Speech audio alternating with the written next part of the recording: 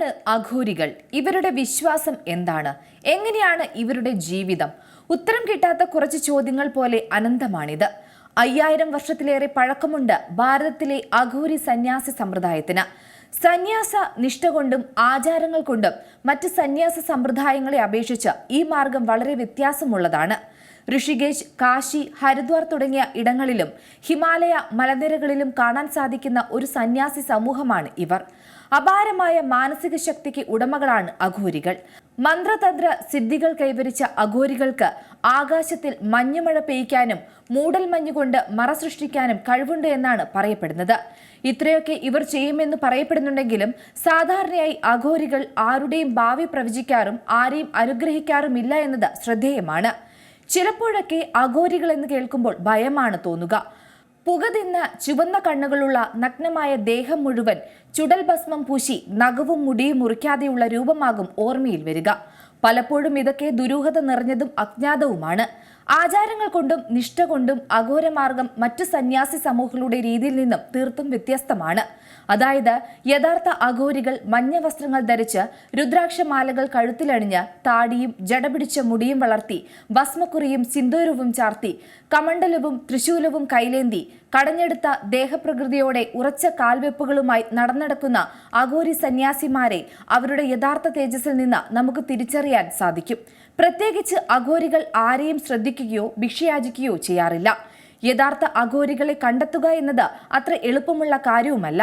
ഇത് സത്യം തന്നെയാണ്. കൂടുതലായും കാശിയിലും ഉത്തരകാശിയിലും 9 ശക്തിപീഠങ്ങളിലും കുംഭമേള നടക്കുന്ന സ്ഥലങ്ങളിലുമാണ് ഇവരെ കാണാൻ സാധ്യത. ഇവർ സ്ഥിരമായി കഴിയുന്നത് ഉത്തരേന്ത്യയിലെ കൊടും കാടുകളിലും ഹിമാലയത്തിലുമാണ് എന്നാണ് പറയുന്നത്. അതായത് മഞ്ഞുമൂടിയ മലനിരകളിൽ, ചൂടേറിയ മരുപ്രദേശങ്ങളിൽ, വന്യമൃഗങ്ങൾ നിറഞ്ഞ കാടുകളിൽ എന്നുവേണ്ട സാധാരണ മനുഷ്യൻ അതിജീവിക്കാൻ പ്രയാസമേറിയ സ്ഥലങ്ങളിൽ ജീവിക്കാൻ അഘോരികൾക്ക് സാധിക്കുന്നുണ്ട് എന്നുള്ളത് വളരെ അത്ഭുതമാണ്. സാധാരണ നാം കണ്ടുവരുന്ന സന്യാസികളെ പോലെ അമാനുഷികമായ സിദ്ധികൾ പൊതുവേദികളിൽ പ്രദർശിപ്പിക്കാനോ പ്രഭാഷണങ്ങൾ നടത്താനോ അഘോരികൾ ഒരിക്കലും തയ്യാറാകില്ല. അഘോരി സന്യാസി സമൂഹത്തിൽ സന്യാസിമാരുമുണ്ട്. കടമ്പകൾ കുറെ കടക്കണം ഒരു യഥാർത്ഥ അഘോരിയാകാൻ. കടുത്ത പരീക്ഷണ പ്രക്രിയ കടന്നതിനു ശേഷം മാത്രമേ സംഘത്തിൽ പ്രവേശനം സാധ്യമാവുകയുള്ളൂ. അത് ചിലപ്പോൾ മാസങ്ങളും വർഷങ്ങളും നീളുന്ന നിരീക്ഷണ സമയമായിരിക്കും. ചിലർ അഘോരികളാണെന്ന് പറഞ്ഞ മൃതദേഹം ചുട്ടുതിന്നുന്ന വീഡിയോ നാം കണ്ടിട്ടുണ്ട്. ഞങ്ങളും അഘോരികളാണ് എന്നാണ് ഇക്കൂട്ടർ പറയുന്നത്. എന്നാൽ യഥാർത്ഥ അഘോരികൾ ഇതൊന്നും ചെയ്യുന്നില്ല എന്നതാണ് സത്യം. തങ്ങളുടേതായ ആചാര അനുഷ്ഠാനങ്ങളിൽ ഉറച്ചുനിന്ന പ്രകൃതിയുമായി ഇണങ്ങി പ്രകൃതിയിലെ അത്ഭുത സിദ്ധികൾ സ്വായത്തമാക്കി ആത്മശാന്തിയും സമാധാനവും നേടി ജീവിക്കുന്ന ഒരു സന്യാസി സമൂഹമാണ് അഘോരികളെന്നാണ് പറയപ്പെടുന്നത്. ശിവനാണ് അഘോരികളെ സംബന്ധിച്ചിടത്തോളം പരമമായ ദൈവം. ഈ ലോകത്ത് എന്തും തന്നെ സംഭവിച്ചാലും അതെല്ലാം ശിവൻ നടപ്പിലാക്കുന്നത് എന്നാണ് അഘോരികൾ വിശ്വസിക്കുന്നത്. അഘോരികൾക്ക് തങ്ങൾ നഗ്നരാണ് എന്നതിൽ അവർക്ക് യാതൊരു ലജ്ജയോ പ്രശ്നമോ ഉണ്ടാകുന്നില്ല. അതുകൊണ്ട് തന്നെ അഘോരികളെ പലപ്പോഴും പൂർണ്ണമായി നഗ്നരായോ അല്ലെങ്കിൽ അല്പ വസ്ത്രധാരികളായാണ് കാണപ്പെടുന്നത്. ചിലപ്പോൾ മൃതദേഹം ദഹിപ്പിച്ചതിനു ശേഷമുണ്ടാകുന്ന ചാരം തങ്ങളുടെ ശരീരമാകെ പൂശിയ നിലയിലാകും ഇവരെ കാണുന്നത്. അഘോരികളുടെ നിബന്ധനയിൽ പറയുന്നത് ആരോടും ഒന്നിനോടും വെറുപ്പോ വിദ്വേഷമോ ഉണ്ടാകരുത് എന്നാണ്.